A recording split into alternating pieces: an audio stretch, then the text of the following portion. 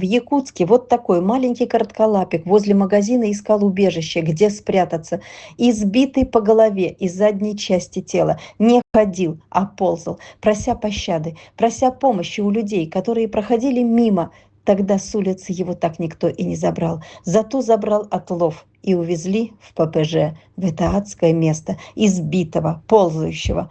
Там бы он и погиб. Но вот оттуда его забрала женщина-кошатница, у которой примерно 100 кошек, и ей не до собак. Но она его вылечила и очень просит его забрать. Кошки стрессуют, многие не вылезают из-под шкафов или висят у потолка, а некоторые кошки, что посмелее, пытаются вцепиться ему в мордочку. Так могут и глаза порвать. Давайте подарим этому ребенку новогоднее чудо, а чудом для него может стать только любящая семья. Мы можем его оперативно привести. Расстояние – это не проблема, было бы желание. Откликнитесь.